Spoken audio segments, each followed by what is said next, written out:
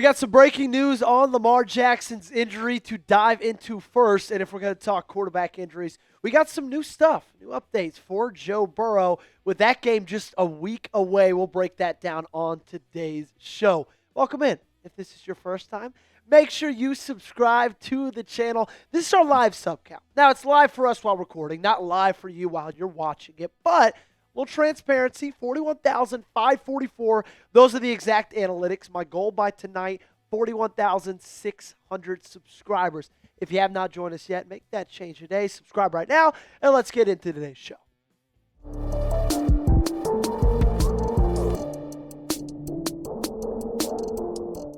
Jamison Hensley breaking the news that we all wanted to see today. Lamar Jackson has returned to Ravens practice.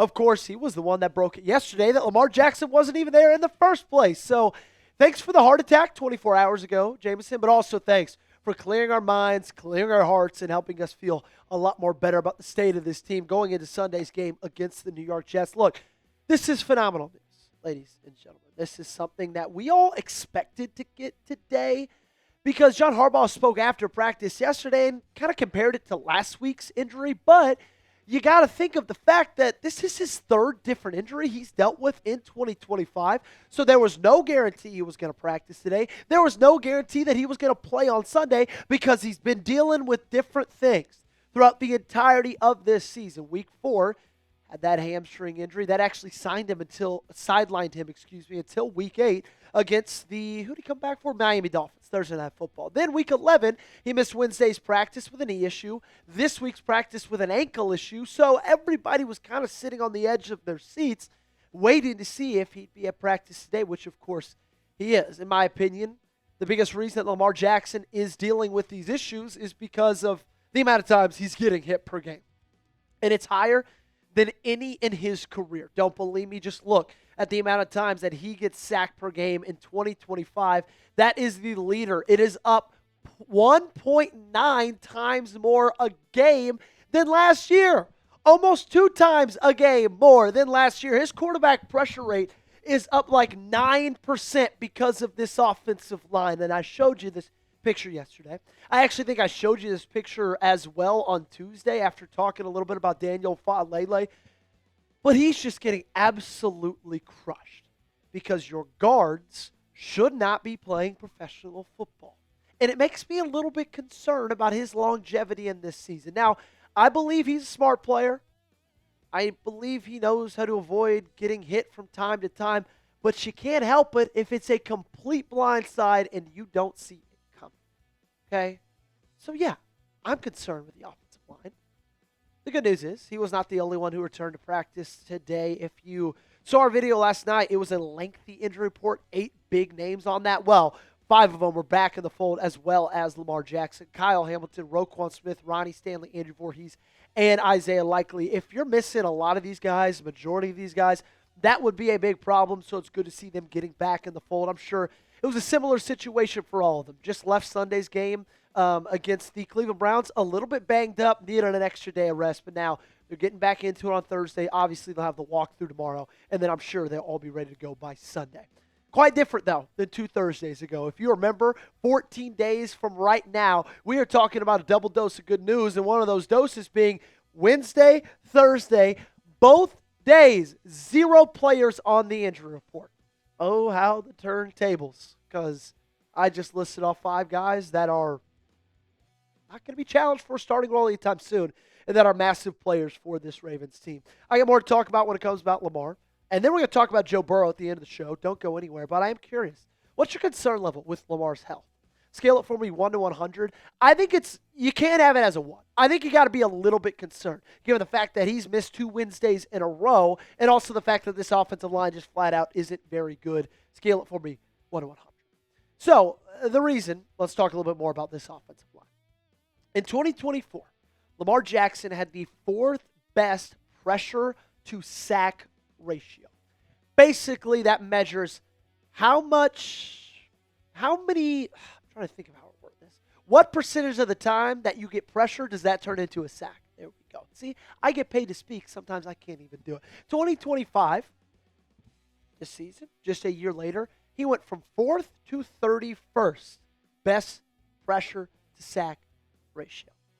This season, he is sacked 30% of the times he's pressured, and that is the highest, okay, ever in his career, and it's frankly not even close. I've got a couple of reasons for that.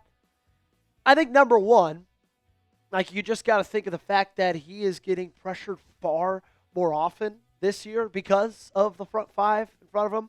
Last year, his quarterback pressure rate was 32%. This year, it's up to 41. That's 9 percentage points higher. And also, number two, the reason we're talking about this video, he's dealing with multiple injuries. Hamstring, knee, ankle. I'm not naive enough to think that every single one of those things is fully healed. That makes his mobility far less. Like, I refuse to buy into the narrative that maybe defenses have figured him out. Because I think he's a player you can never figure out, given his skill set, his speed, his athleticism, and his ability to pass the football at this stage in his career. I also refuse to believe that he's lost his athleticism because of his age. Now, he may be a little bit less mobile. I believe that's due to injury, though, and not the fact that he's been in the league as long as he's been in. Speaking of quarterback injuries, Joe Burrow coming up next. But before that, we got to talk about our awesome sponsor. That's our great friends over at Ethos. As you know, my wife Kennedy and I got married a little over a year and a half ago, and I imagine we'll buy a house sometime soon, maybe start having kids. And if something were to happen to me, the last thing I want the people I love to worry about is being able to pay the bills. So I trust Ethos to keep them protected. It's not fun to think about what would happen if something happened, but you do need to be prepared. With life insurance through Ethos, your family is protected. Life insurance is a perfect way to make sure your family is covered. You can get your free quote at ethos.com/NFL Daily. That's ethos.com/NFL Daily. There's no complicated process, and it's 100% online. As of March 2025, Business Insider named Ethos the #1 no medical exam instant life insurance provider. Just answer a few health questions and get a quote in as little as 10 minutes. 3 million families have completed their applications and trusted Ethos to help find the right coverage. Protect your family with life insurance from Ethos. Get your free quote at ethos.com/NFL Daily. That's ethos.com/NFL Daily. Application times may vary and rates may vary. Adam Schefter broke the news to us just about, 40 minutes ago? For a second straight day, Bengals quarterback Joe Burrow has been taking snap with Cincinnati's starting offense, preparing him for the possibility that he could play Sunday against the New England Patriots. Joey, this isn't the Bengals breakdown. You're not Chris Daughtry. Why the hell are we talking about Joe Burrow? Well, because in a week from today, you're going to be facing Joe Burrow on Thanksgiving night, Thursday Night Football. And when the original reports came out about his injury back in September, you felt like you were not going to have to face him at this point in this season. Like, it's almost a guarantee, in my opinion, that he's going to be playing for this game. If they're talking about the possibility of him playing for Sunday, you think he's not going to be able to play next Thursday? He's been ramping things back up a lot quicker than originally anticipated.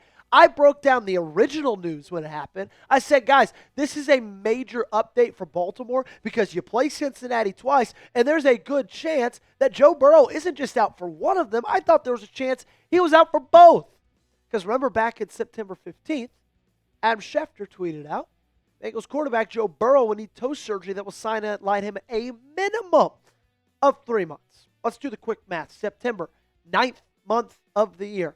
9 plus 3, that's 12. 12th month of the year, that's December. We're in November. So it was reason to believe that you might not have to face a Joe Burrow-led Cincinnati Bengals for the rest of the season. Now, is there a chance they make the playoffs? I don't know. They could play spoiler to anybody. Right now, they are 3 games back from first place, 2 games back from you in second place. They got a lot of hard opponents still ahead of them. They still don't have a very good defense. Like, you can still beat Cincinnati. I am not one bit worried about this team being able to beat the Bengals. You did it last year twice against a healthy Joe Burrow both times. But also saying, it's whatever.